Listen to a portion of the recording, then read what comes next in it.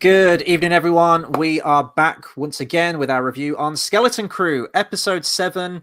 And this one's called We're Going to Be in So Much Trouble. We're back to the trope of having a really, really long title again. I can't wait to see what the title is for episode 8. So we got one. It's not about the title being long. It's about it being a quote from the episode that has multiple meanings. Yeah. Does this one have multiple meanings, do you think? We're going to be in so much trouble? Yeah. Yeah, there's the trouble of because she says it, meaning we're going to be in so much trouble with our parents, with the authorities, but it's okay, we're home. But the trouble is the pirates. Yes. Yeah. And so there's a double meaning here. Yeah, I mean, this is the penultimate episode. We'll talk at the end how we think it's going to shape up for the finale. It's nice to see an actual plot episode this time. You know, stuff actually happens. I will say, though, there is a lot of convenient writing in this episode. Pretty much how the characters find themselves together. It's just like, right, we need to get Jude Law and the kids back together somehow. So they just happen to arrive at Atatin at precisely exactly the same moment as each other. And I'm like, yeah, that's kind of bullshit. Yeah. Before we get into it, we got some comments coming in from Carl. Says, evening, guys. And says, did you see the giant crab from last week was actually stop motion? I did not. It looked very CGI, but if they did that practically with stop motion, then fair play. I didn't know that. I got to be honest. Why would they do that? That's such a waste of time. Just do CGI. What do they have to prove? I don't know. Like, I'm trying to think back to it. I mean, I know maybe I should go back and rewatch it with that knowledge in mind now, but I don't know. It looked very effects heavy to me, but yeah, I mean, if they did that, if that's in the behind the scenes, then fair enough. It might be like one of those instances like the Star Wars prequels where you just assume they digitized more or less everything, and then it's like, oh no, they actually built the Geonosis Arena, like a model of that shit. Or was it the pod race, like the stadium? I can't remember which one it was in particular, but Utapau, I think. Utapau was practical grown, too. But yeah. And also there's also Jar Jar Binks' arms. That's true, yeah. And don't forget the waterfalls as well on Naboo. Made from salt, I believe. I think you're right. I remember that. It was cascading salt, I think, wasn't it? And then they like composited it in. Yeah, that's fucking genius. Whoever came up with that, it gives you the it gives you the yeah. Well, it's the same idea as in Singing in the Rain. How anybody who likes Singing in the Rain. This is one of the first conversations you and I ever had. I ruined Singing in the Rain for you because that water is like 2 parts water, 1 part milk, and you can see. Oh no! Oh, that must have smelled fucking vile. And then, oh god, what's the name of the main guy in that? How have I forgotten his name? It's Gene Kelly? No, the guy from Play It Again, Sam.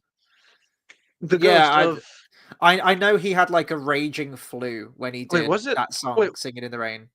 Was it Bogart? No, I don't think it was Bogart, dude. Singing in the Rain. Yeah, it's Gene Kelly. It's Gene Kelly, yeah. It is Gene Kelly. Okay, my bad. Right. Anyway, Skeleton Crew. I didn't really have any thoughts. Not take us long to deviate from. No, it was like I did the Encanto review with Dale on Monday, and not even far in, maybe like 15 minutes into the review, he said, "Oh, I watched the original Planet of the Apes for the first time today," and then the whole chat and us just started talking about Planet of the Apes, which was great for like 15 minutes. I watched. I wish I was in there. Yeah, I know. I was going to say that would be the perfect stream for you. I mean, you're like a veteran of the Planet of the Apes films at this point. I loved those movies when I was just a kid. Because I was like, I saw it was on TV and I turned it on and I was like, this is awful. And then my mom saw what I was watching. It was like, you're watching that piece of shit? No, watch the original. And I realized I was watching the remake with Mark Wahlberg. Oh, that was a swing and a miss, that one, wasn't it? My God. We will talk about the Planet of the Apes films. We're talking about them now, but we will properly talk about them at some point in some kind of retrospective, I assume. Right then, strategically moving the conversation back to Skeleton Crew. We begin with the parents of the kids trying to assemble the communication device, and they're all out in the woods and being like really dodgy, and they're found almost instantly by the security droids, and they set their phasers to stun, and they pretty much all get stunned apart from that one, who was the one who came into the classroom, I think, wasn't it? You mentioned to do like the chat in episode 1. Yeah, the mom, the Nerf's mom. Is her name And Nerf? I can't Is her name remember, literally Cow? Yes. And then she does like the kind of moth thing from Lord of the Rings. She like holds up the thing, goes like, and like releases it into the sky. And then and then is she stunned right after that? I forgot. Or is she the only one who gets away? I think she gets away.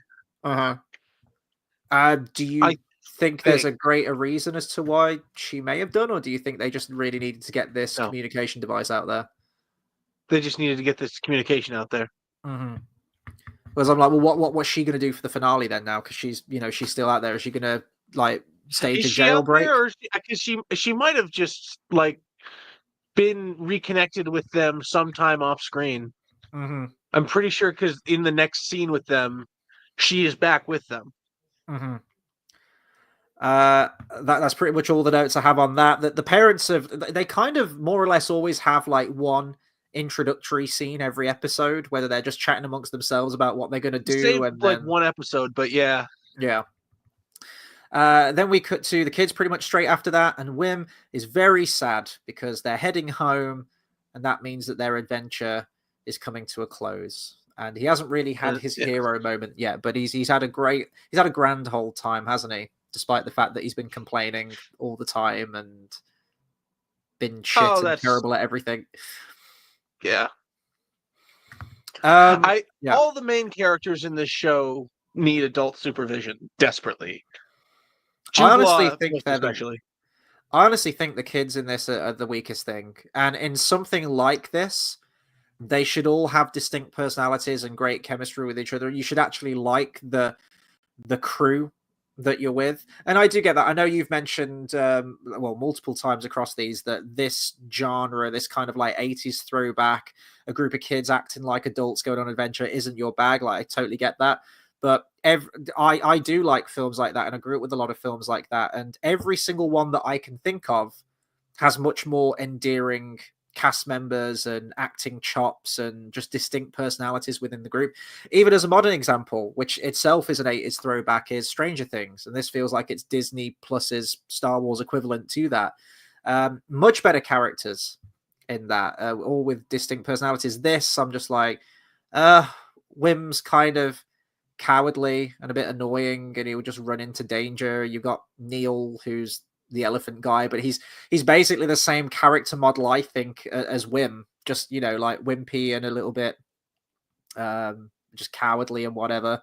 And then you just kind of have two deadpan boss chicks as the two girls, and it's like, oh, okay. In 8 episodes, I don't feel like I know these characters any better than I did when we were first introduced to them. I don't feel like they've grown in any way, and I think that's probably the show's mom's dead. Yeah, there's a thing. Another thing is that the term treasure planet is actually directly referenced in this episode. Oh my god.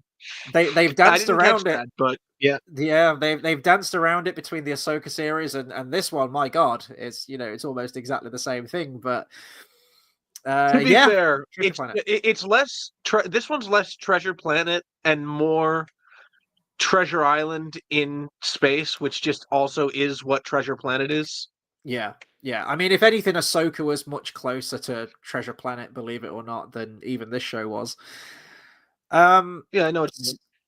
So, Brutus and the pirates arrive at Aten. And now, oh, hang on. Did you notice the supervisor was voiced by Stephen Fry? Oh, we will get to that. Yes, we did. Don't slouch, darling. Brutus and the pirates arrive at Aten. I was actually surprised by this because, Brutus is technically still the captain of the ship, and I thought after the whole parlay they had last time and how Jude Law won over the pirate crew, I thought the whole power shift would have like moved in his favor, but no, he is very much still like a prisoner, like a lackey at this point. Like they pretty much go to put him out of the No, airlock but the almost crew immediately. love him. Yeah, yeah, he's won over the people. Yeah.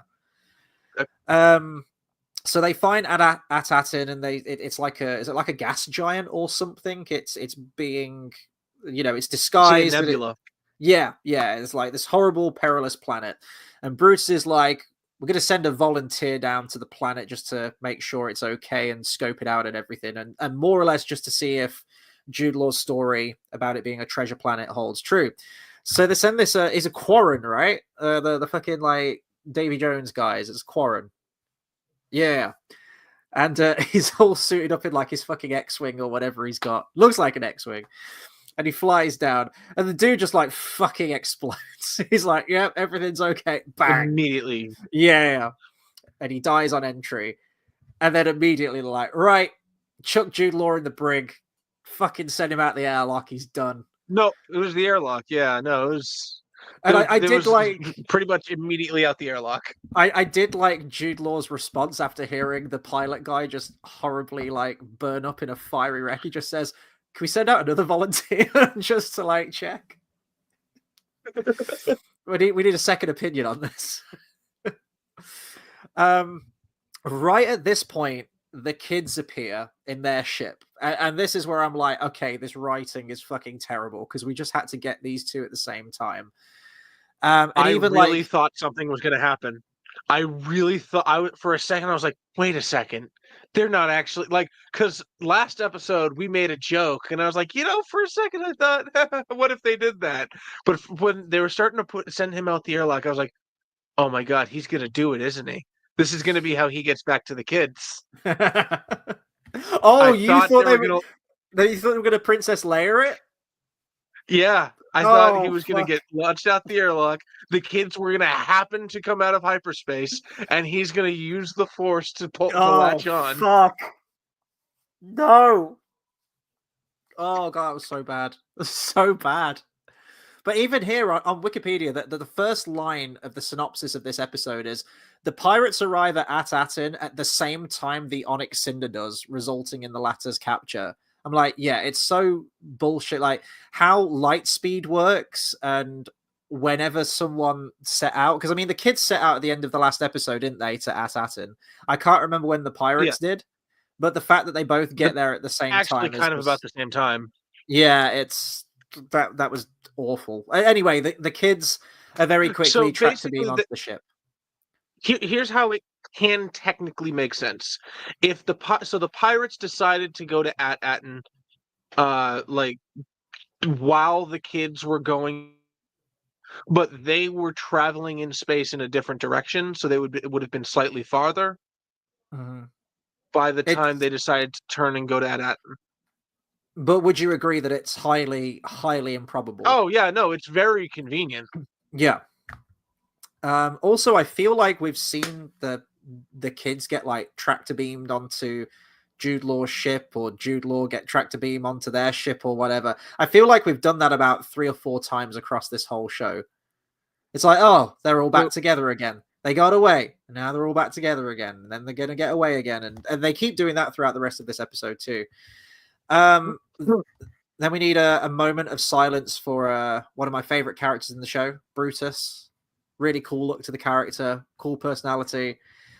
He is picked up by the Claw, and then he's just fucking shot in the face by Jude Law, and he's out of the show now. He's done. I didn't when that happened. I was like, oh, so we're just doubling down on Jude Law being the bad guy. Cool. I was worried we were going to get like a redemption, and I was like, I'm done. Can we stop? Bad guys. We still might get that. We have 1 episode left. I know. I mean, that is very treasure. That is very Treasure Island, right? Well, the sort of morally grey, like a shared camaraderie with like Jim Hawkins and Long John Silver. I'd be more certain he was going to stay bad if he actually did step on the rat. Yeah. Do we still think that rat's going to be like? No, I never thought that. Or I think he's going to jump on. This is my prediction for the finale. they're focusing on that little rat thing still, and he doesn't have a home now. I It's gonna think jump on Stephen Fry. Maybe Stephen Fry, but it is gonna stand on someone's shoulder, and it is gonna be like the parrot equivalent, and we will have achieved full pirate. Even the soundtrack in this one was like proper Buccaneer, Seven Seas, piratey music now. Like, we're not even trying to hide it. We're doing straight up. This is pirates in space. The name of the rat is Speckled Gin.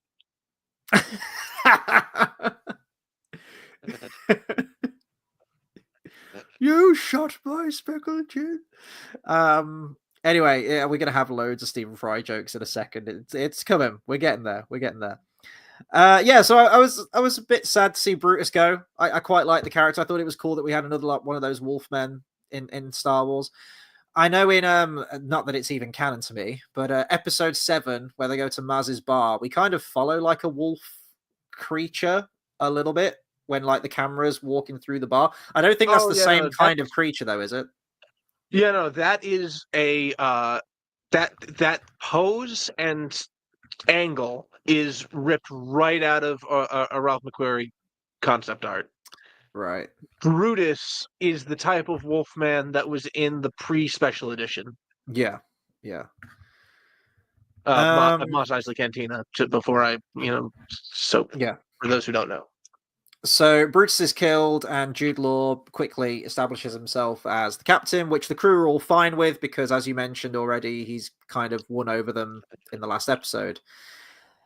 And then around about this time, they watch the message from the parents. I kind of tuned out at this bit. So what happens with this bit? So that the pirates are just watching the transmission. Yeah, the parents are. I was wondering if they were gonna like say anything useful, but they're just like, no, just go to the Republic. I was like, well, that's not gonna work. And don't tell anyone that you're from Adatin.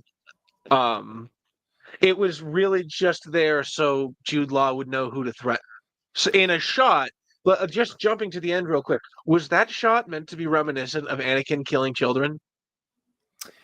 I didn't pick up on that, but I did see an article afterwards that mentioned the Anakin callbacks and references. So yeah, maybe. Yeah, there's like when all the parents are reunited with the kids at the very, very end, and he pulls out the lightsaber to threaten them. The camera is underneath his right hip, and you've got Neil and his mom looking afraid. It looks very similar to Master Skywalker. There are too many of them. What are we gonna do?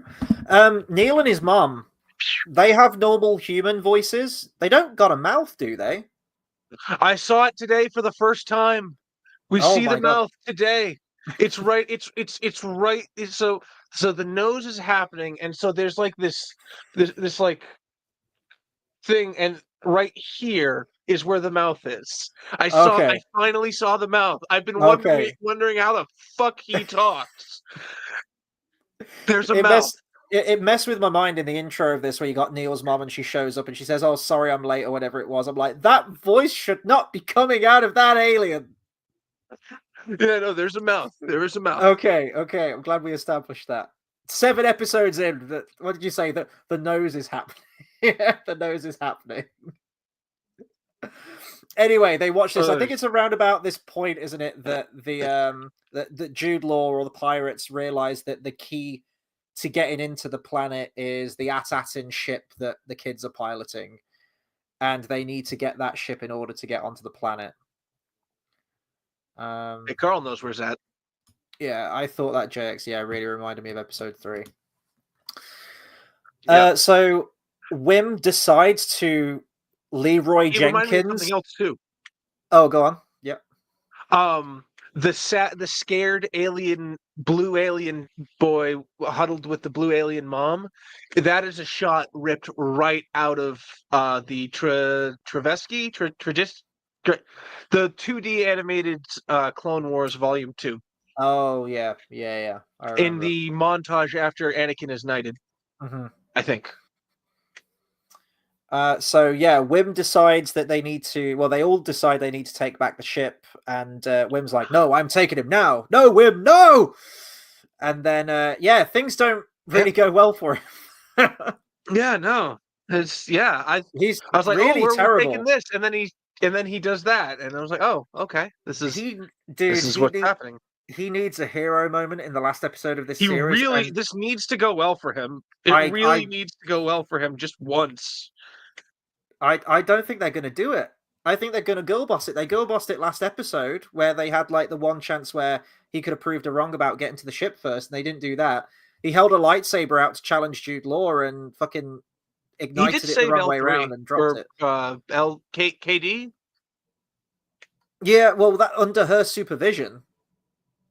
Yeah, I mean, he doesn't know how to like fix the machines, but he still did the thing. But he needs to do something purely off his own back with his own Oh ingenuity. yeah, Is no, what I'm I saying. agree, Yeah, but I'm just saying he's not totally useless so far. he needs his hero moment. He needs Mostly yeah. useless, slightly of use. Mm-hmm. So all of them are pretty much apprehended. Then I completely lost the plot in this point here. So, like, SM33 Smee says that the captain. What did they say? That Jude Law is the captain, or he's not the captain, or that you can He's only the be captain captain of the frigate. but but in order to be captain of this ship, he needs to declare himself captain of another ship. No. So he's captain of the frigate because he killed Brutus. Mm-hmm. That and according to the Pirates Code, you're only allowed to claim captainship of one ship. So he basically just relinquished command of the frigate to claim the Onyx Cinder. But here's the thing. So I was thinking back to the first scene when that scene was going down with the parents, Mm-hmm. and I love the contrast between a droid that can really only do like rudimentary fun like basic program what it's programmed to do versus a droid that's been like what's the word what is it when you attach additional processors to your computer and What, have to like attach modded, cool like yeah but modified, not or? well, modded yes but they're overclocked Mm-hmm. like he's been modified to hell. He's been reprogrammed, and so you have all these droids that are only stunning the person who's actually holding the thing, but you know that Smee would have just shot all of them because they might have picked it up. And so Smee is here like I don't like the person who's in charge of my thing, who's like who I have to take orders from. I will look for any rational excuse that my programming allows me to break faith with him.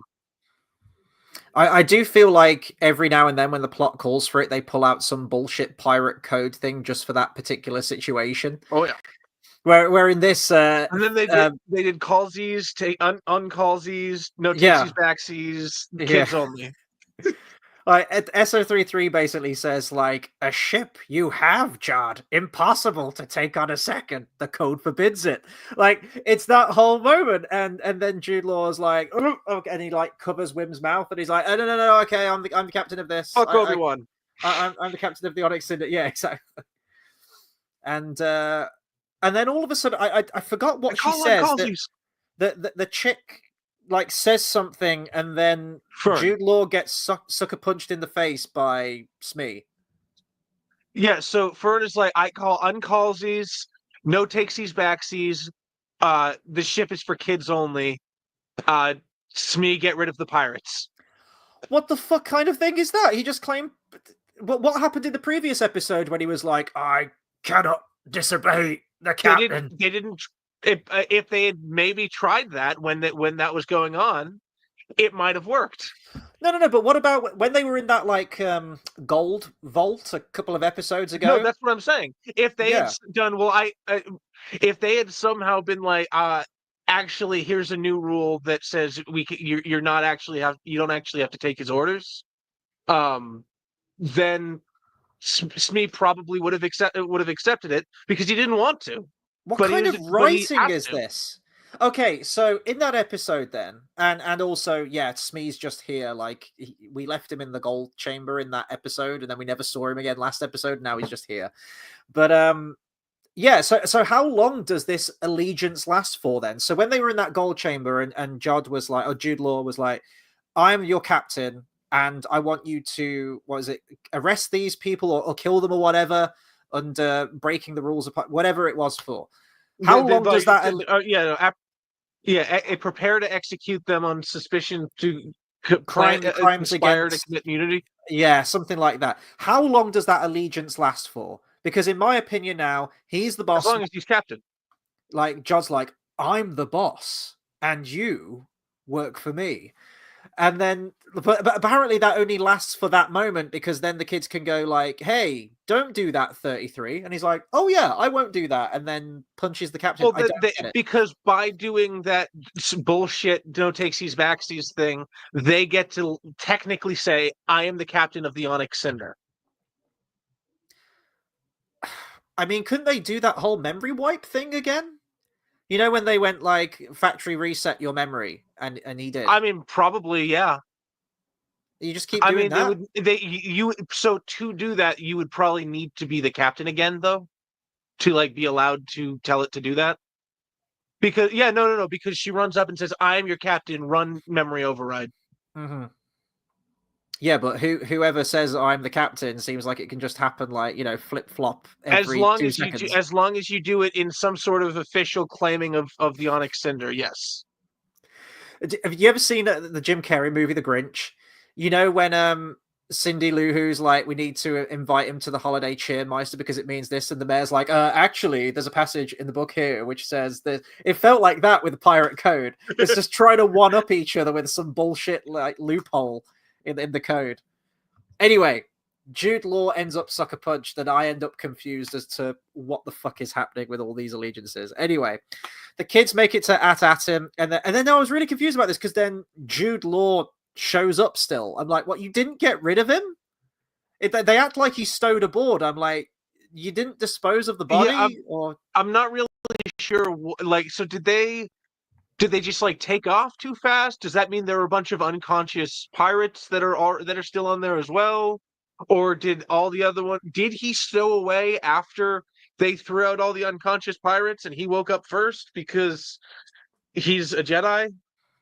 they make it like this big reveal that he's stowed on board, and they're really surprised to still I see think him. it's supposed to be a reveal that he's awake, Oh, that they are in danger. and they didn't even disarm him. This is what fucking kills me. Because then he shows up and whips out the lightsaber, and he uses it on SM33, and it just dispatches him immediately. Fucking decapitates it. I'm like, you should have opened with that. Why did you not open with that? We introduced this lightsaber. We introduced this fucking lightsaber in like the ending of episode 5, and the motherfucker has never used it until now. Why would he have used it before then? Would he have just cut off Smee's head? Because fuck it? Right before he got sucker punched or cut his arm off. That's very Star Warsy. But when he gets sucker punched, he said, because he's he's mid sentence when he gets sucker punched. He's literally saying, he literally says to the girl, "That's not how it works," and then gets sucker punched because. He's literally saying, "I'm not going to get sucker punched, you idiot," as he's about to get sucker punched. Isn't he like a highly force sensitive, force usery person that can pick up on? There still needs to be intention. Actually, no, fuck that. So, Tales of the Jedi, episode 5. It's almost impossible to ambush a Jedi unless the ambush is performed by somebody that they trust. Couldn't he have just brought out the lightsaber and just intimidated them with it, though? Like, just at least so he had it, so they were on guard. He didn't have anything, did he? I mean, look, you're applying retrospect with this. Like, hindsight's 2020. He was in a position of power when things started to go to shit. Aren't you more powerful if you're holding a lightsaber? Why did you have? Wait a second. Are you saying you want him to just kind of whip out his lightsaber unmotivatedly He did at the end of episode 5. No one You was around to see it. specifically? No one around was there to see it. He already did it. It has been At established in least this in series no, he no, can no. do At it. least in that one, it's like, oh yeah, that feels good. Like you can write that off as him being like, oh, that's what Dude, that's like. okay, he tries But tactic 1 and it fucking fails horribly and he gets sucker punched. He wakes up, has not been disarmed. This is Star Wars Acolyte all over again. Do you remember when they tied up fucking May or whatever her name was and left her fucking multi-purpose robot that cuts her out of her bonds or something? Do you remember that? I'm trying to. This was OSHA. Korean Was this? Are Jedi you guy. talking about when No, she's in? it's Evil May. Evil. Wait, which Oh, was the evil one again? May was the evil no, one, no, no, right? that one's May. Wait. So May was okay, disguised so as she's OSHA, tied up on the bed. and her fucking And droid she gets breaks up. her out. Oh yeah, okay. He didn't disarm her. He didn't take the droid. It's that same thing again. It's like, take his lightsaber away and his pistol, for fuck's sake. He Yeah, might still I get. fisticuffs you, but like, or drop him out the airlock, lock him in a room, anything. Mind you, he's got the Force, so maybe he could like pick the lock with his Force. It was powers more. or I something. think they were more about, hey, let's get off this frigate of pirates and go into the nebula. Like go home. He just uses the lightsaber and he's very, very effective with that lightsaber almost immediately. I'm just like, you could have opened with that and just claimed the ship straight away. Dude, he could fucking murder all the kids. Chris, he already claimed the ship. He's got well, exactly. He's got the ship. Why does he need these kids alive? For one, he probably doesn't want to murder kids. 2, hostages if he needs them. He doesn't need them as hostages though at all though, does he? He touches down and says like, was he like an emissary or an ambassador or something? And direct me. The ship is like a Republic emissary ship with link to Adatin. Oh, do you think that would work if I went to Fort Knox and was just like, I'm an emissary from somewhere?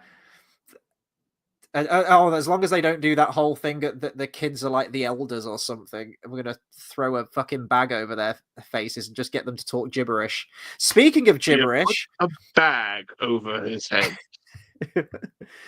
Speaking of this, Jude Law has quite an amazing monologue in this point, and he just vents everything. He's just like, I fucking hate you. I hate you. I don't even know who you are, but I hate you too. And then the thing that really Did you just quote Seth Green? I did, yeah, I did. Ew. I hope you feel dirty. But he talks about how they're always talking and they'll never fucking shut up. And he says, Jabba, Jabba, Jabba. I'm like, you can't do that in Star Wars because that's the name of a character. No, he says Jabber. I know, but when he just out loud says Jabba, Jabba, Jabba, I'm just thinking of like, ooh, ooh, ooh, ooh. Oh, but exactly. It's like I think I got this off a Red Letter Media thing in episode 7 where Han Solo says like thought it was just a bunch of mumbo jumbo, and that's actually from like a saying that was like a derogatory term in our world. Yeah, no. So mumbo jumbo is a spirit that basically, if your wife complains, your husband is going to disappear. And then the Mamba Jamba is gonna emerge from the forest and like assault her, and then run back into the forest, and then miraculously the husband's going to return, and maybe she should stop complaining. But yeah, I know it's Jabba, but when he just said Jabba, Jabba, Jabba, I was just thinking like, yeah, that's a Star Wars thing. Anyway, beware the Jabberwocky, my son. Yeah. So they get to at him, and I think this is where we have our Stephen Fry moment, isn't it? As the supervisor. Yeah, I mean they land, and you hear that the droid is like, we will always be available for us. One moment. Mm-hmm. I have to go. Yeah. Do you think it's weird though how Stephen Fry and I lose it? Yeah. Well, I heard it. I was like, "That's got to be Stephen Fry." There's no way, and I kept listening out for it, and I was going to mess. There's no way. Yeah. And then I heard it again, and he's like, "That's." I was like, I was Hody, hody, gonna hody. message you there and then, but I thought no, because I don't think you've seen the episode yet, and this has to be a Yeah, surprise when you get to it. yeah. Thank you. I mean, if he properly, like, he is actually in it, Stephen Fry, like in the flesh next week for the finale, that's probably one of the best kept secrets ever because I had no idea at all. I love this. So, I want Stephen Fry. I do you want a think we? prequel about Stephen Fry as a pirate and Yeah, his little speckled gin. Speaker of Jin and his first mate, Captain Darling. Smee. Sweet, let's get it going. Let's do it. So yeah, Yeah. Stephen Fry. Do you think it's just random though how they can just land on this planet and he's just like, oh yeah, direct me to your gold, and they're like, yeah, sure. I think that's just weird. Well, yeah, it's very convenient, but apparently that's just what the emissaries are there for. They show up, they collect money, and then they leave. An emissary from where? Oh, he's a Republic. Republic. Republic emissary. Okay, okay. But Yeah, what's their relationship with the Republic like at this point? Because they're still living in the past, aren't they? they're well, so they're a Republic mint, so they literally just produce credits for the Republic, except I'm assuming Stephen Fry, being a pirate, knows that the Republic fell and is just, Yeah. Scrooge McDucking every night. He will not part by with the a way, single coin. this is an Erebor situation. Yeah, no, it really is, dude. There's so much If gold. this money, if At-Aten is discovered, the galactic economy is going to tank. I know, because we mentioned it's a mint that can produce infinite money, and I'm like, well, that is kind of how we deal with money. We can print infinite money, like we do over we time. can literally just grow cotton, which is what money is made of. But I'm like, there's a reason you don't do that, because then it all fucking falls apart. Yeah, that's what happened to Germany. Yeah. So yeah, Scrooge McDuckin. I think you're right. I mean, sometimes it's okay. Like, yes, you're going. Like, you can fix a problem by printing more money. Just don't go fucking mental. Here's a good question. Carl says, do we think the supervisor is alive if he hasn't been seen for years? Why speak now? That would be very Treasure Island. Captain Flint is deceased. That's a good point. But look, we didn't see the supervisor, we didn't see the pirate's face. We have heard the voice of Stephen Fry. It's Stephen Fry. He's the pirate. Like, I understand. Egg will be on my face if I'm wrong, but I cannot I he's the supervisor. He's the pirate. That's why they want to reveal it. I still think there's going to be a Mother Erisea behind this whole thing. I'm going to die on this hill. Because of the concubine? Yeah. Yeah. I think having Stephen Fry's voice in there is fantastic, but I don't see him as this swashbuckling pirate man who's now the supervisor and is just chilling on At-Aten. I could totally see him as like a retired pirate who's like he is the first Dread Pirate Roberts. He's the one who's been living like a king in Baden-Baden. Mm. If he's in it, I'm gonna lose my fucking mind, and I'll be like, you know what? I didn't really like this show. It's not like the worst Disney Star Wars thing ever, but it's also not remarkable. But I'll be like, you know what? The destination was worth the journey. We made it. We did it. And I hope he's as fucking hammy as he was in the Hobbit films as the Master of Lake Town. He's basically playing the same character, isn't he? Essentially, at this point. Who should play? Say that again. You cut out there. Who should play the new Alfred? Oh god. Oh well, dude, come on. There's only one. I have one answer to that, and he won't do it because he's too A-list now.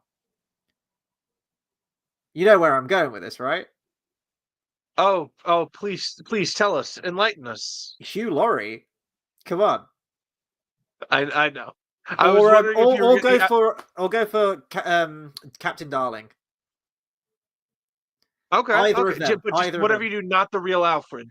And I need them to recreate that scene. Is actually is it? Yeah, no, it is Melcher, isn't it? Where in Blackadder series 3, yeah, that they switch costumes, don't they? Blackadder switch, yeah, and he just kicks the shit out of Hugh Laurie across the room. He's just slapping him Hercules around and like, Wellington. yeah, that's it. I love that. Yeah, so Stephen Fry, I'm intrigued. I really hope he's in it, but I still think they're going to be like, He's that's in it. just that's just a voice on a tannoy, and the actual identity remains unseen, remains unknown. Not using Stephen Fry as this over the top, I know, campy pirate, retired pirate king who's living on a literal treasure planet is it like that's like casting as a monotone door opening droid. but that's what we want, and they're probably going to subvert expectations and give us something vastly inferior and terrible at what could have been absolute greatness. The greatness is Stephen Fry in full buccaneer pirate regalia from like a dollar store, fancy dress store. That's what we want. But is it what we deserve? He needs the big, he needs a big fucking hat with a feather in it Oh, like Barbosa? and a cutlass. Just give it just everything. Just have him be a pirate. Carl says, any predictions for the final episode? How does this end? I refuse to believe that this is going to be a self-contained series. I still think there's going to be, what they tend to do is with these Disney Plus series, and I mentioned this with Acolyte, is that they'll tease you with like a character reveal or someone that we've seen before in the in the canon. You have the Darth Plagueis and Yoda thing at the end of the Acolyte, which is hilarious. It's even more hilarious when Leslie Headland has since said that she wanted it to go to 3 seasons and a movie. That is fucking hilarious to me. Anyway, you have that. That would be pretty good. You have Liam Neeson. You have Liam Neeson Force Ghost at the end of Kenobi. You have what was the one with like Cad Bane showed up? Was that like in an No, episode Cad of? Bane was there in he was there the amount that the villain of that probably would be. But you tend to get these reveals that kind of set you up for something. Darth Maul at the end of Solo, which we're never getting a follow through on ever. I Yeah, I'm still, pretty sure that was going to be followed up on in the Boba Fett movie. yeah, yeah, maybe, yeah, they were going to like consolidate, or the Lando series, which I know has also been cancelled now. Thank Christ. Anyway, my point being is that I think there is no way that they're just going to have this be a self-contained skeleton crew. I don't think it would have just been made as that. I think this is going to tie in somehow. I've I've guessed that maybe they're gonna like hook up with like Ahsoka and they're gonna like get her back to the mainland to get her back to like the main known galaxy. Maybe that I could don't be see that the happening. ending. Yeah, maybe it I is too really late in the don't see game that for that happening at now. this point. It could be too late in the Yeah. game for that now, granted, but I still think there is going to be some way that ties it into the greater whole. I don't think it's just going to be as what it is, because it'll be like, what's the point to what end? Every other product we've seen Disney Star Wars do more or less has tied into something else, especially the TV realm of things, which seems like they're gearing up for the sort of the Mando movie, which I feel is like going to be the Avengers Assemble of all this TV shit. Okay, what if okay, you know what? Here's a little prediction for the ending. They're going to get rediscovered by the Republic, and CGI Princess Leia is going to be the one Oh that no. shows up and welcomes them. No, no, it's going to be 3PO again. You remember when they did that awkward shit in Mando season 3? Yes, just so you know, Princess Leia is still a part of this story because she's definitely alive, did not die of a spice overdose. Beyond that, like our main characters, I really hope that Wim's going to get some kind of heroic moment that's going to pay off. I thought there'd be like the gun turret at the school. Question: do you think they're going to show up from the earlier episode, the Resistance fighters with French No, no, chick? at this point, I thought they were going to be a thing in the literally the following episode, but they're just like, no, Smee, you need to tell us. Uh, You don't think it's going to be like a all hope is lost moment? We're going to get the going to fly Occam's gun turret. Yeah. They're going to use the gun turret against the pirates. Yep. Jude Law survives. Wim's going to shoot at more cops. Oh yeah, no, they're going to be X-wings that show up because the X-wings are the good guys. Does Wim get the lightsaber at the end?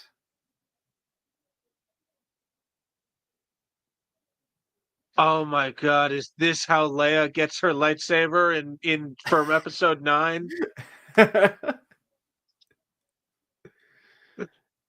I don't think they're going to kill like any characters off. I don't think we're killing John off. I think that with an actor like that, they're going to want to keep him around. And you know the whole Star Wars thing, no one's ever really gone. All the kids are surviving. Yeah, I don't think there's going to be any like maybe he'll major get killed by getting pushed into like a cliff or off a cliff or something. So, you know, if necessary, he can land comfortably in another season. I think your prediction of AT-ATing becoming known to the galaxy and them realizing what's happened, I think that's probably how it's all going to end up, and they're going to have to adjust to that. God, that must be like coming out of the Truman Show. Could you imagine that shit? Yeah, that's going to be crazy for them. So and yeah, all that, and they're going to tank the economy. I know. Like 110,000 volts. That gold's going to have... Well, Treasure Island, they don't actually get the treasure, do they? Like, Jim Hawkins gets enough to rebuild the inn. They do that in Treasure Planet, I think, and all the treasure gets destroyed on the planet. I think it gets destroyed and someone makes it out with, like, a handful of it or something like that, and the kids are rich. Like, I guess if that that thing in the middle, the foundry, that's the big round explodey thing, they have set that up. Yeah. Along with all the coin, I don't doubt. Yeah.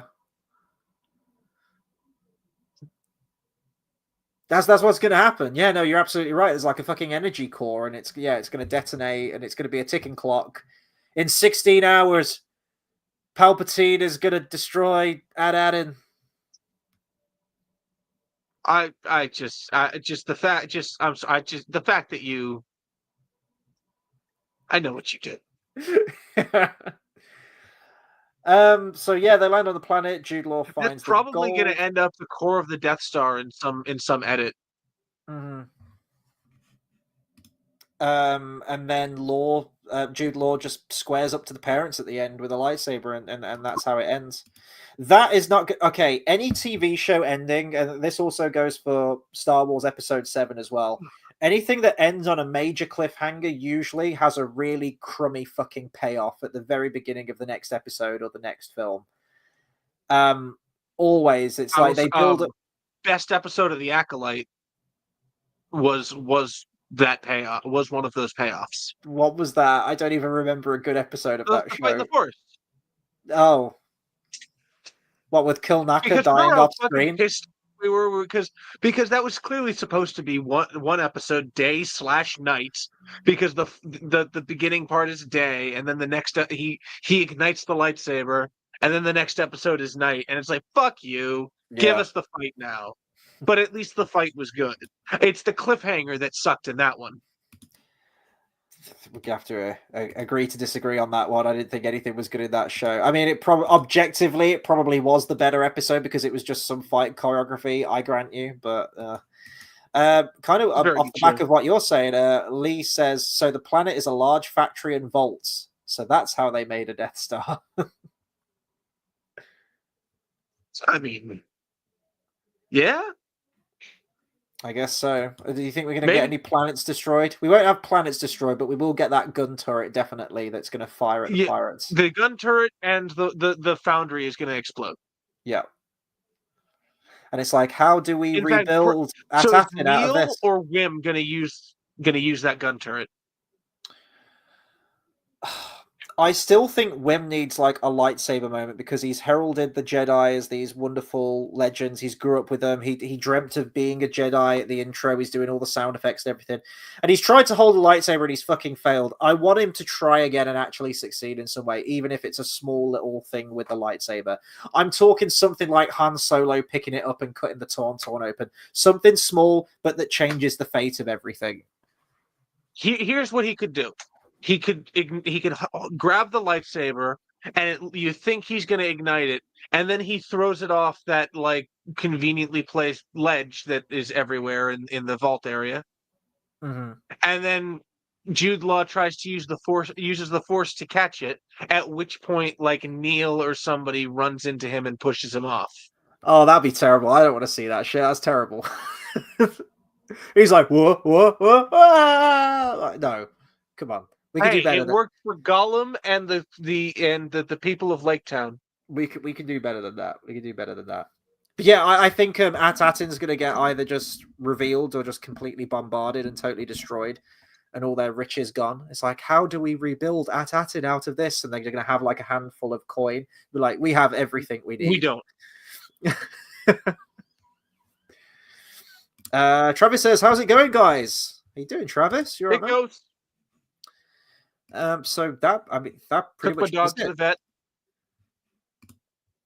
The next episode doesn't have a title, but we do have a director for it. John Watts, the guy who directed. Well, he's behind the whole show, and he directed the first episode. So, no runtime for what I can see. I mean, what do we think the runtime is going to be for the finale? It feels like You know, I it's a was lot to thinking pack that into like like 5 minutes 40 ago. minutes. Yeah. Yeah, Oh I no. imagine probably like 45 minutes. Oh fuck no. See Carl's comment there.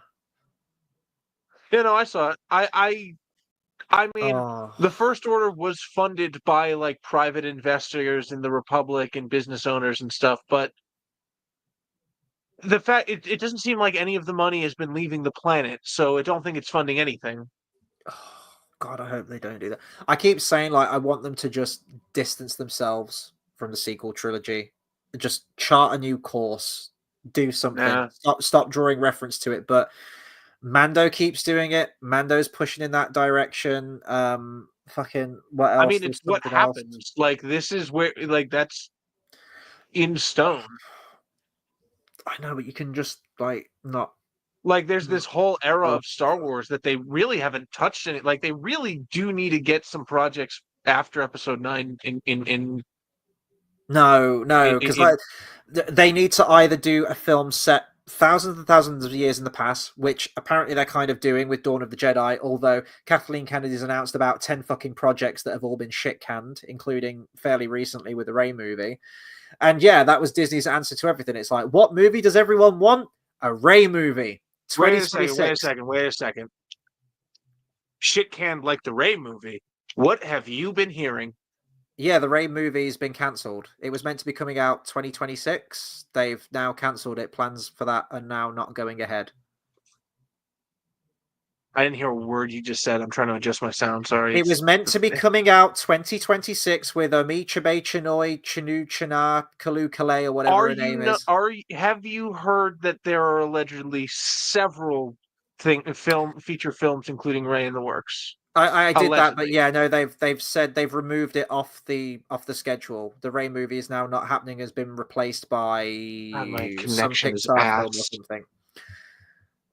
So yeah, the Rey movie is not happening. As far as I know, the Dawn of the Jedi movie is still happening, but you know that's probably its days are numbered because we haven't heard anything. All the trilogies and spin-off films we were meant to have that all got shit canned, including a trailer by Patty Jenkins as director for Rogue Squadron. We got like a fucking teaser trailer for that with the director talking to camera saying, this film means a lot to me because my father was in the Air Force or something, and I can't wait to jump into the world of Star Wars. And it's like, yeah, that didn't happen. Probably because she made Wonder Woman 2, which was which Maybe. kind of destroyed her career overnight, I think. Travis says, I think a neat moment would be to have Wim's dad be the one who thinks Jod is a legit Jedi. The stories Wim reads being his father's. The adults grew up with the same stories as the children. There seems to be a lot to pack in for this finale, I must admit, and I think it's probably not going to be any longer than 40 minutes. Yeah, I'm thinking like 40, 45, 40 minutes without the credits, maybe. Yeah, it's going to have to be, but... Maybe. Time says, isn't this finished yet? Are you referring to our live stream or Skeleton Crew? No. The section of our live stream where we talk about Skeleton Crew and we move on to like Spider-Man. Yeah. Lee says, I am also worried that the Universal Bank back to family fight that toppled the whole political order of said universe.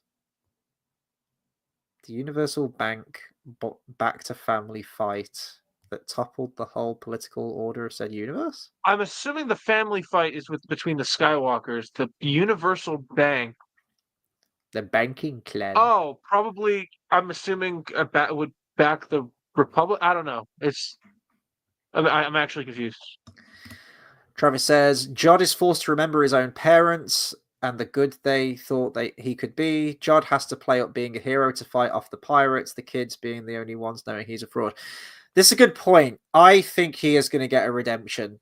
I don't think they're going to make him an all-out villain. They'll pussy out at the end. He'll have an opportunity where it'll be maybe if he kills the kids or kills one of the kids, he will get the treasure, and he won't be able to do it. And then he'll sacrifice the treasure and it'll blow up and they'll think he's dead, but then we'll get like a final shot of him in a ship flying away and it'll play piratey music. It's going to be something like that.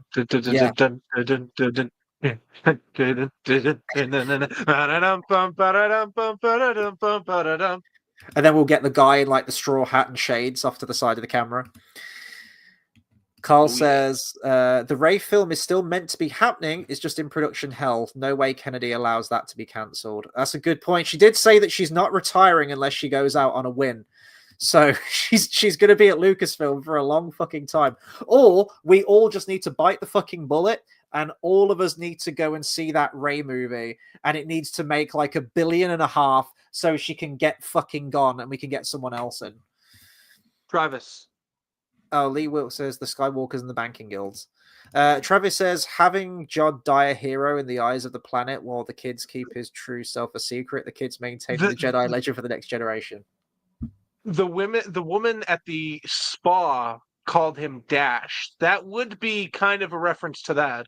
No, for the love of God, don't tell me they're doing that. Please, no.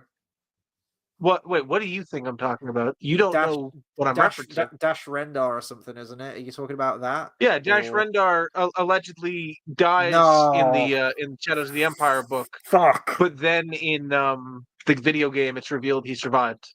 Oh, fuck! They're gonna do it. They're gonna do it because they cherry pick from everything. They shit can it and then they cherry pick. I'm like, no, you made your bed, now fucking lie in it. Come up with something new. No, this is I fundamentally disagree. That is absolutely how they should be doing that. No, you can fundamentally disagree. Yeah, so I guess January 14th, it's going to be 15th for us, isn't it? On the Wednesday is the last one, and we'll be done with Skeleton Crew. And then what do Lucasfilm have prepared for us after this? What's the next thing out? Is it Mando? Is it Mando and Grogu? Is it that movie? I genuinely don't know. Because I know they've mentioned like an Ahsoka season 2, but as far as I know, that hasn't started filming yet. It's not in production. I have no idea. I think let's have a look. Mando and Grogu. Is that 2020? Yeah, 2026. Mando and Grogu. Is 2025 just got nothing coming out? I don't know. I know we're allegedly getting Skyblivion. 2025 Star Wars. There's got to be something coming out.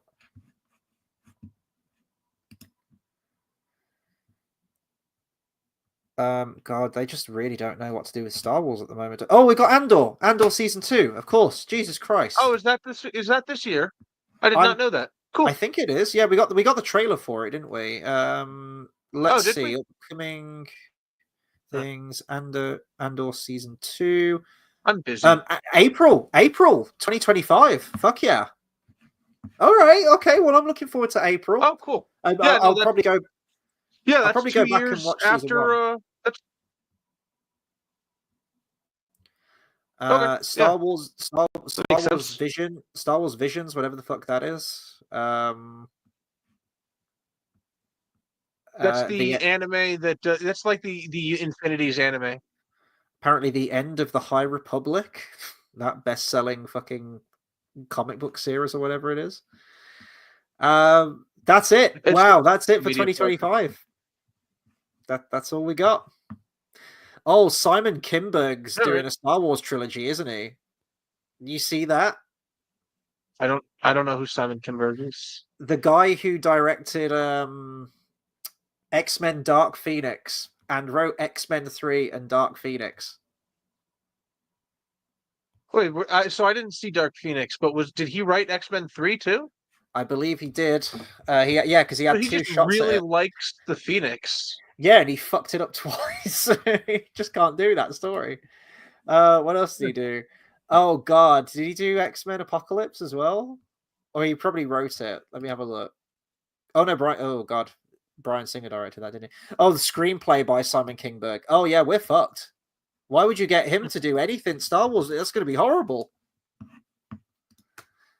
Oh boy, yeah. So there we go. Well, roll on April because I love me some Andor. So I'm going to probably rewatch Andor Series 1 before that point, just so I'm all caught up with it. And I'm just genuinely interested to see if it holds up because that was a journey. Andor Series 1. I remember we did.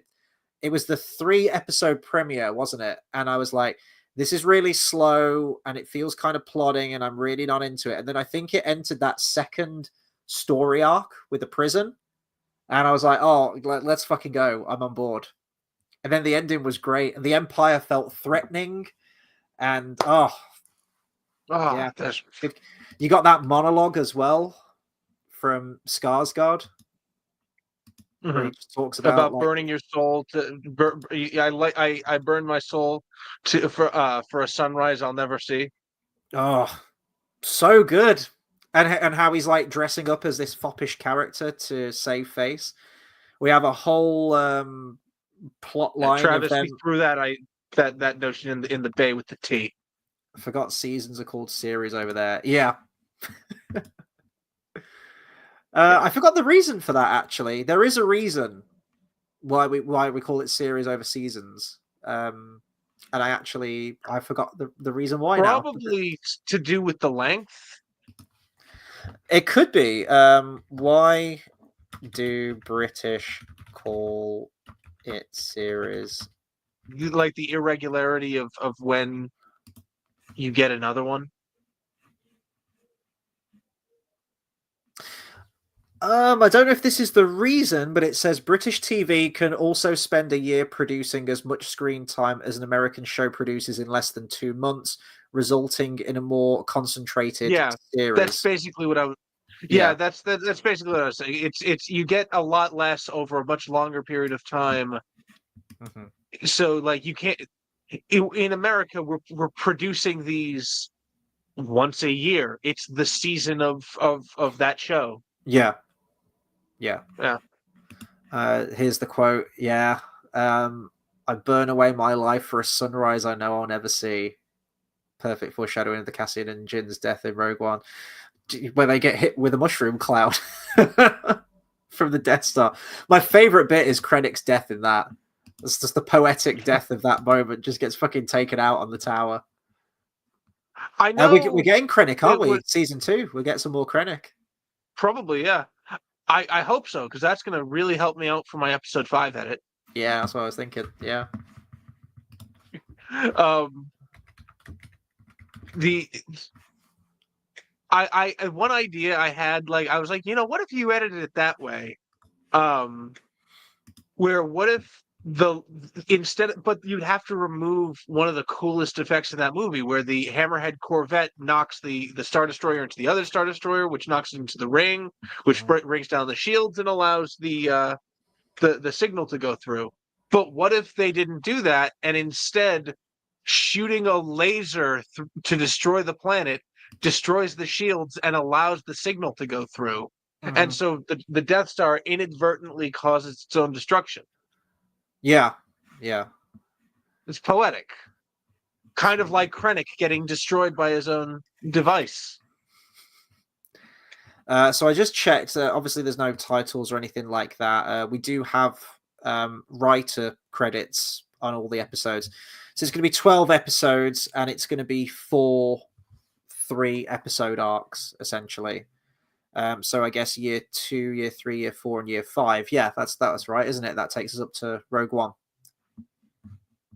Because it was meant to be, yeah, Andor was meant to be 5 seasons, each season being the 5 seasons leading up to that. So the 5 years, sorry, leading up to that event. So I guess that's how they're doing it. April 22nd, apparently. So I'm guessing it'll probably be the day after for us. So April 23rd.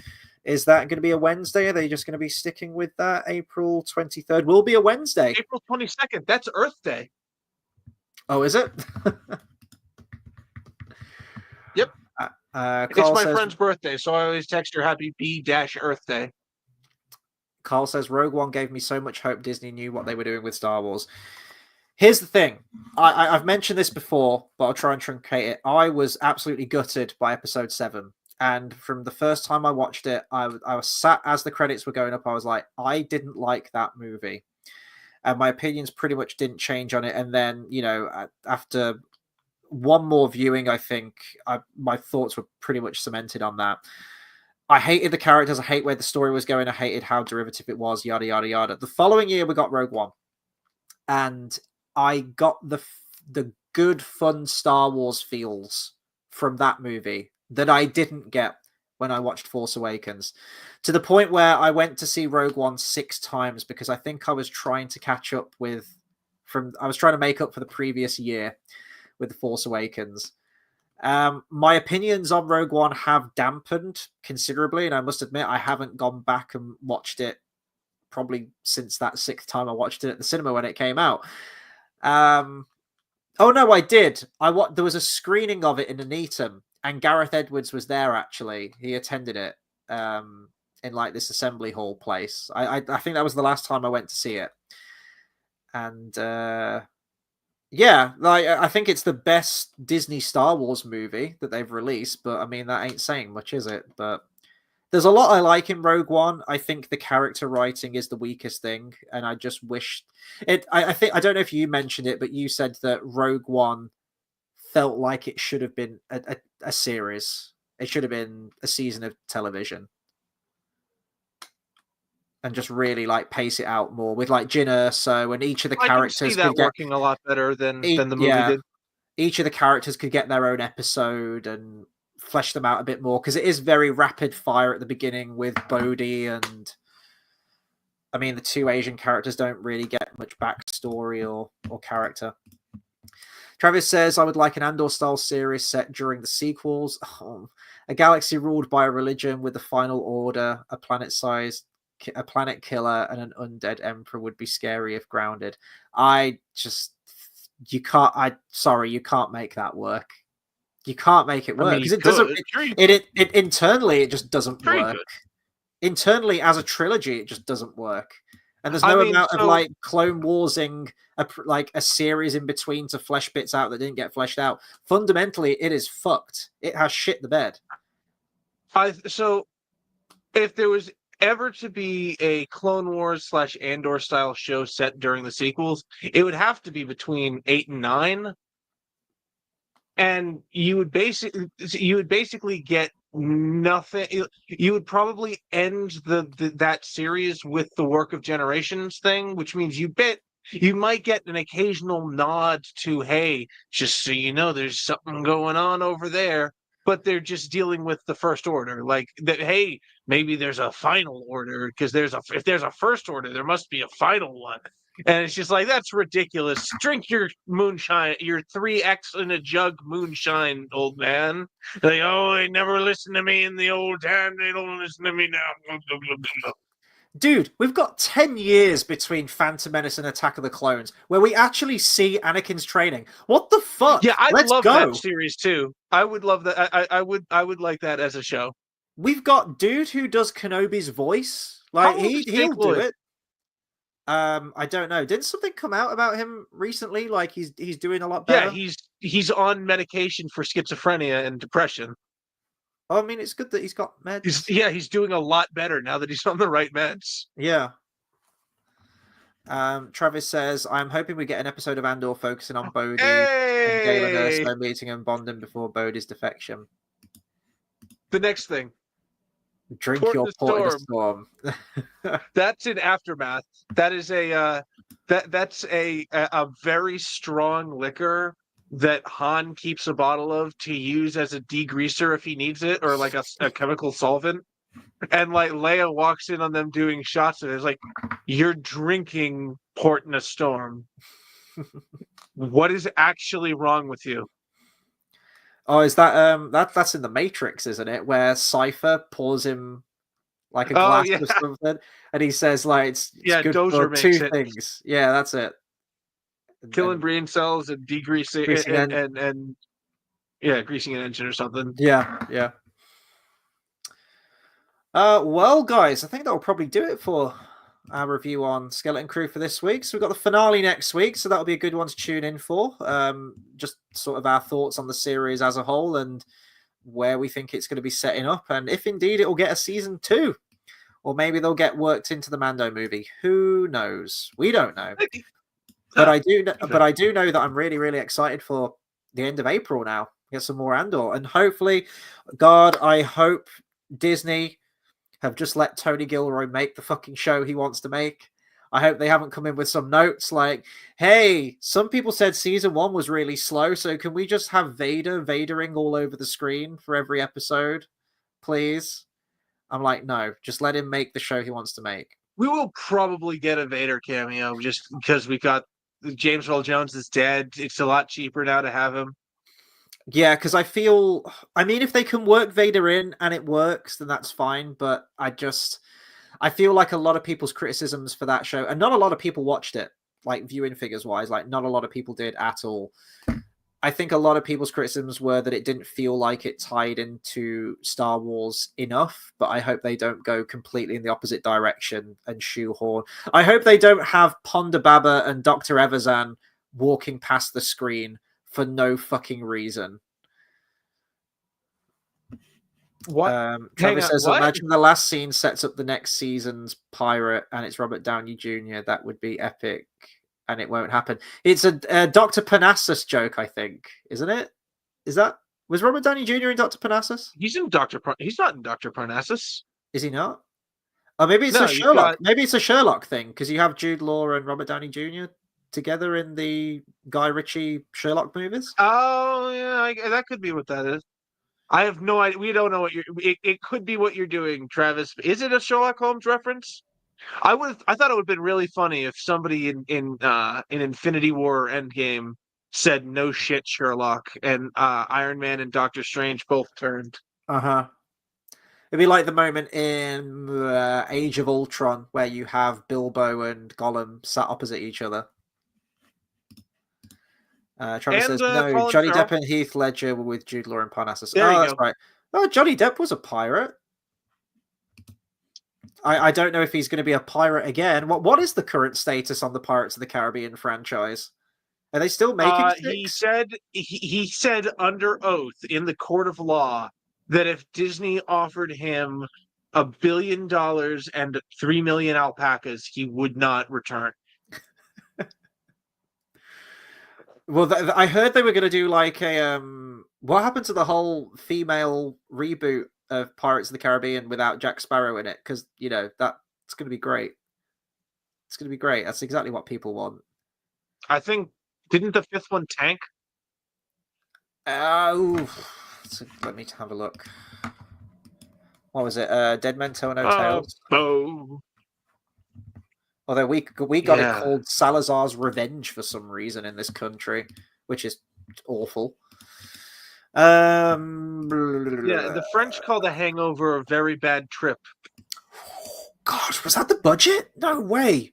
300. It's estimated between 230 and 320 million. That sounds insane for that. I know At World's End was like the most expensive movie ever made at one point, but that's even more. Okay, so 320 million. Let's say that's the budget to actually make the movie, and then you've got to kind of double that for marketing. Christ almighty, you're looking at like 700 million to break even. It made just shy of 800 million. So I think it's definitely a drop off. What was On Stranger Tides? On Stranger Tides budget was 410? That can't be right. It made over $1 billion anyway, so it was definitely a drop off. I think all Pirates of the Caribbean movies, for the most part, made quite a lot, didn't they? Okay. Yeah, Dead Man's Chest was over $1 billion. Curse of the Black Pearl, 650, but that was the first one. It was getting us started. What about At World's End?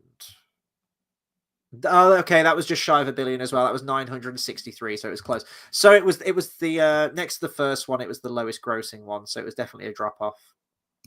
Mm-hmm. Do you remember how they set up Davy Jones's return? Somehow Davy Jones returned at the end of Pirates 5. Yeah,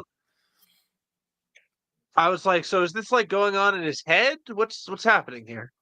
Well, yeah, they kind of do that, but then the barnacles are actually on the floor physically, so Exactly. Yeah, and there's like he dropped one of his tentacles. yeah, I mean, how do you square that? So Pirates 5 was them destroying the fucking trident of Poseidon or something, wasn't it? Which breaks all curses in the world. But Davy Jones is already dead. In the ocean. Yeah, he got stabbed though. Like he's dead. So even if you do It break the doesn't curse, make he's still sense, dead. Chris. It doesn't make sense, Chris. Just It is leave it. it is literally them going for broke It and just saying yes. Yeah, that's what's happening here. They're just trying to yeah. No, there's no I look, you know me. I go in and I'm like, okay, what was they didn't communicate whatever they were trying to do very well, but let's see what are they trying to communicate here. This there's nothing. This does not make sense. We still have If Penelope Cruz. Chewbacca is a Wookiee, why does he live on the planet forest moon of Endor? Ladies and gentlemen of the jury, that does not make sense. We still have Penelope Cruz marooned on an island with a voodoo doll of Jack Sparrow. She's dead. She's fucking dead. I was expecting a moment in the 5th movie where, like, he just periodically goes like, "Ow, ow, what the fuck is like?" Yeah, I don't know. How I'm old is stealing the bank. Johnny Depp's pretty old now, isn't he? Like, do you think he could still play Jack Sparrow? Dude's 61 years old. Yeah. By the time this movie gets off the ground, he's going to be like at least mid-60s to late 60s, if it even gets off the ground at all. Yeah, no, he could still do it. They probably would need a stunt guy for like the wide shots when he like needs to move around because his legs they simply will not move that fast. His arms will. Oh, this is pretty fun. Travis says, coincidentally, Parnassus is the first of 2 times that Colin Farrell transforms into Johnny Depp on screen. The second being Fantastic Beasts. Technically speaking, technically speaking, Heath Ledger transforms into Johnny Depp, then transforms back into Heath Ledger, then transforms into Jude Law, then transforms back into Heath Ledger, then transforms into Colin Farrell. But I get what you're saying. Well, I mean, 3 of those 4 actors were all in the Fantastic Beasts movie. No, that was all. Oh, wait. Heath Ledger wasn't. Wait. Oh, Jude Law. Oh, yeah. He's Dumbledore. Yeah, Jude Law. Yeah, no, you're right. Yeah. Huh. Yeah, and Heath Ledger was dead. So. Now we need to complete the Batman sets. We've got Colin Farrell and we've got Heath Ledger. Johnny Depp was rumored to play. Do you remember when he was rumored to play the Riddler that time? When Batman 3, when Dark Knight Rises was coming out, and it was just called the Batman 3. Yeah, well, we knew that Riddler wasn't going to. Riddler was in Dark Knight. Oh yeah. So what's your Riddler in Dark Knight theory? This isn't a theory. It's the guy who figures out who Batman is. Coleman it's Mr. Reese. Mr. Reese. Yeah, Mr. Reese. Mr. Reese. Yeah, that's Christopher Nolan's Riddler. And he figures out Batman's identity. Yeah. And he kind of has gingery hair, doesn't he? If I remember rightly, or brown hair? I can't remember. Yeah. Yeah, he's just this little Weasley guy who looks like a child of Jim Carrey and Robin Williams. Can we edit him into a green business suit?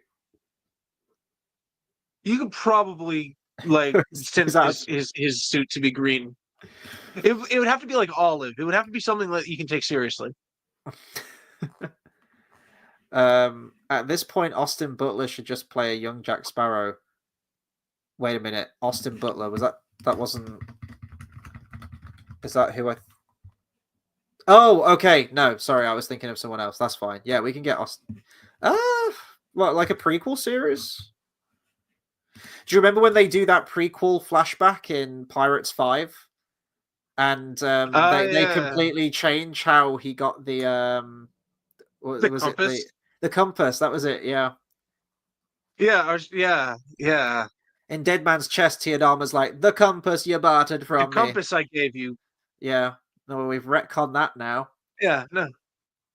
Yeah, no, but I will say that was some pretty good CGI youngin. Yeah, I'd have to go back and watch it now. It's probably aged a bit, but I remember not being too against it. I've watched the deep fake that like somebody did, like here's actual young Johnny Depp and here's the CGI one. I was like, CGI one kind of looks better. Mm-hmm. Yeah. But something that helps with that is the eyeliner. Mm-hmm. Do you remember Needs to look a little how more fake. On Stranger Tides came out and it felt really low budget, like a TV show movie, but for some reason had like way more budget than the third movie did. Maybe that was for the actors to get them back, I'm not sure. But or how all the cool shit and all the amazing side characters that you loved from the first three movies are just fucking dead off screen. They're all dead. And Barbossa's lost his leg, and he just goes through this whole like elaborate thing that happened that would have been really cool to see on screen. Kind of like Star Wars Episode 7, actually, when you think about it. All this cool, dramatic shit happened before that we now have to tell through flashback and through voiceover. And it's like, yeah, maybe that should have been Episode 7 sequentially. And novels, don't forget. Travis says, we'll never forget how happy myself and all the kids were in World's End when the Black Pearl rides into the ocean on a sea of crabs. That was... I still don't understand what was happening with all that shit, dude.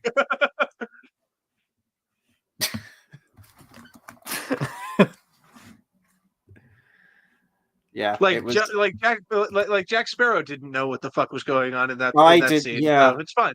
Like when you kept hearing, like, oh my god, so it's Pirates of the Caribbean this time. This is a running thing, isn't it? But yeah, Davy Jones' Locker, I always imagined it as this kind of like dark, evil underworld kind of thing with like sea creatures and whatnot, and it's just desert. It's a beach. It's a beach. It's a big beach underneath the water, beach off a waterfall, yes. And it fades to black, and we get the sound bite from the actual Pirates of the Caribbean ride. For some reason, do you remember when they do that? Yeah, I do.